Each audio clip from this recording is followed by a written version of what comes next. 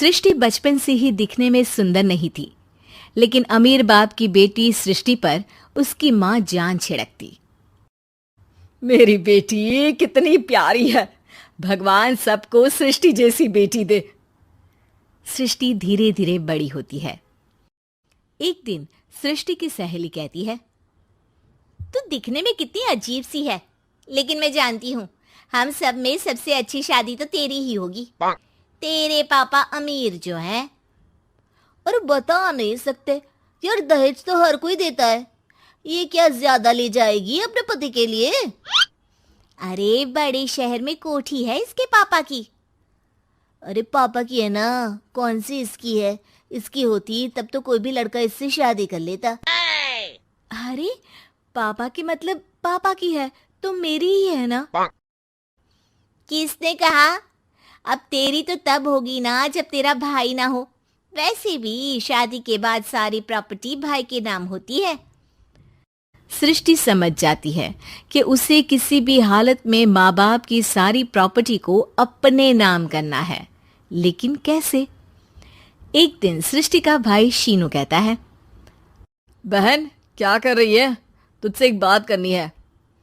अरे हाँ करना, मैं तो तेरी बहन हूँ। बहन मेरी लाइफ में ना एक लड़की है, बहुत अच्छी है। मैं सोच रहा हूँ माँ और पापा से बात करूँ शादी के लिए।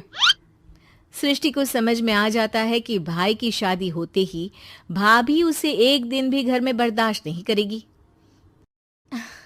क्या बात है भाई, बताना कौन है वो? यार वो बहुत अच्छी लड़की है, पढ़ी लिखी है, मेरे साथ जॉब भी करती है। बस एक प्रॉब्लम है। प्रॉब्लम? क्या प्रॉब्लम है भाई? यार वो शादीशुदा है, लेकिन उसके पति ने उसे सिर्फ इसलिए छोड़ दिया क्योंकि उसके माँ बाप दहेज नहीं दे पाए। सृष्टि ये सुनकर न जाने क्यों खुश हो जाती है। अरे भाई तो क्या हुआ, लड़की तुझे तो पसंद है ना? शीनू को लगता है कि बहन उसे समझ रही है। वो इस बात से अनजान होता है कि उसकी बहन की मंशा पूरा घर हड़पने की है। सृष्टि अपनी माँ से कहती है, मम्मी मुझे तो बहुत चिंता है। पता है शीनू क्या कर रहा है? अरे क्या कर रहा है? वो तो काम पर जाता है और वापस घर आता है। नहीं ना माँ, वो यही तो नहीं कर रहा, बाकी सब कर रहा है। आपको पता है उससे प्यार है, और वो भी एक शादीशुदा लड़की से। ये क्या हो गया? मैं सोसाइटी में क्या मुंह दिखाऊंगी? अरे तेरे पापा तो यही कहेंगे कि मैंने ही उसे बिगाड़ दिया है। माँ देखो, मेरी बात मानो, पापा पर भी विश्वास करने की जरूरत नहीं है। अब आप ही बताओ, पापा इतनी देर घर के बाहर रहते हैं क्यों? बोलो। अरे बेटा वो तो नौकरी करते हैं ना। तू बहुत भोली है माँ।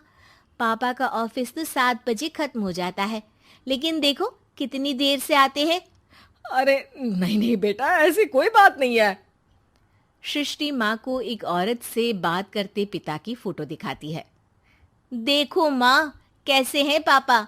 मैं ना कहती थी कि पापा सही नहीं है। मैं तेरे पापा से बात करूंगी, दे फोटो मुझे। ओ माँ, वो तो डिलीट हो गई। लेकिन चल, तूने तो देख लिया ना। पापा से बाद में बात कर लेना, और हाँ मेरा नाम बिल्कुल मत लेना। हाँ माँ। अब क्या था, सृष्टि के माँ और पिता के बीच झगड़ा होना शुरू हो जाता है। सृष्टि के मन में क्या चल रहा था कोई नहीं जानता था। एक दिन, माँ सृष्टि के लिए एक लड़का देखा है, वो लोग शाम को उसे देखने आने वाले हैं। और हाँ माँ, एक खुशखबरी, मैं और पापा मिलकर एक नया बिजनेस ट्राई कर रहे हैं। शाम को लड़का आता है, सांवले रंग का। सृष्टि को तो बिल्कुल भी पसंद नहीं आता। लड़की की माँ कहती है, लड़की का चेहरा तो कोई खास नहीं, लेकिन अगर मेरे बेटे को आप लोग सेटल कर दें तो मैं उसकी शादी आपकी बेटी से करवा दूं। सृष्टि को लड़का बिल्कुल पसंद नहीं था। उसे भाई पर गुस्सा आ जाता है। लड़के वालों के जाने के बाद कहती है, माँ देखा शीनू मेरे लिए कैसा लड़का लेकर आया, न दिखाने लायक न सुनने लायक, सेटल भी नहीं, वो भी हम करे। अरे माँ, मैं जानती हूँ ये मेरी शादी किसी भी घर में क्यों करवाना चाहता है। अरे कैसी बात कर रही है बहन? तूने तो देखा ना, लड़के को मैंने ही मना कर दिया तुझसे शादी के लिए। जिसने लड़का बताया था उसने उसकी बहुत तारीफ की थी। बात आई गई हो जाती है, लेकिन सृष्टि का मन शांत नहीं होता। क्या करूँ, कुछ समझ में नहीं आ रहा। मेरी शादी हो गई तो ये लोग पूरी प्रॉपर्टी शीनू के नाम कर देंगे। मेरे हाथ तो कुछ लगेगा ही नहीं। तभी सृष्टि को आइडिया आता है। वो किसी वकील को फोन करती है। जी देखिए, अगर आपके मम्मी पापा का तलाक हो जाता है तो आपके पिता की आधी प्रॉपर्टी आपकी माँ के नाम हो जाएगी। फिर उसे वो किसी को भी दे सकती है। सृष्टि अब माँ को बेटे के खिलाफ भरती है।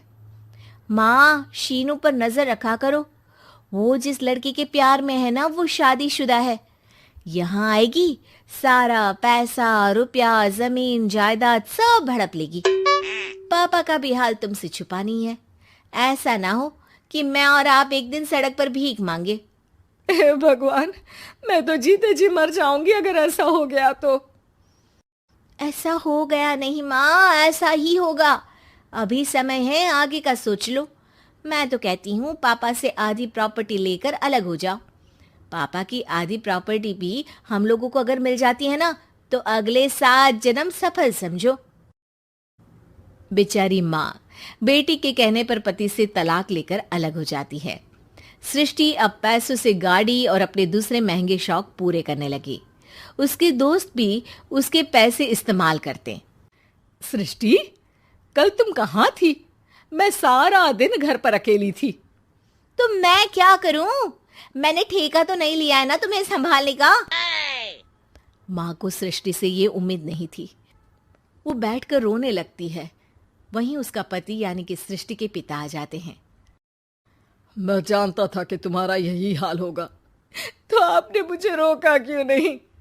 मैं रोकता तो तुम रुकती क्या? सृष्टि के कहने पर तुमने मुझ पर, अपने बेटे पर शक किया, लेकिन तुम ये भूल गई कि कैसे हम दोनों ने मिलकर जीवन में इतना सब खड़ा किया। माँ पति के गले लग जाती है। मुझे माफ कर दीजिए, मैंने आपकी कमाई का एक बड़ा हिस्सा गवा दिया। कोई बात नहीं, तुम साथ हो तो मैं ऐसी 7 प्रॉपर्टी खड़ी कर दूंगा। तभी वहां सृष्टि आ जाती है रोते हुए। माँ, मयंक ने मुझे छोड़ दिया। वो बोल रहा था जब तक मेरे पास पैसे थे तब तक ही वो मेरे साथ था।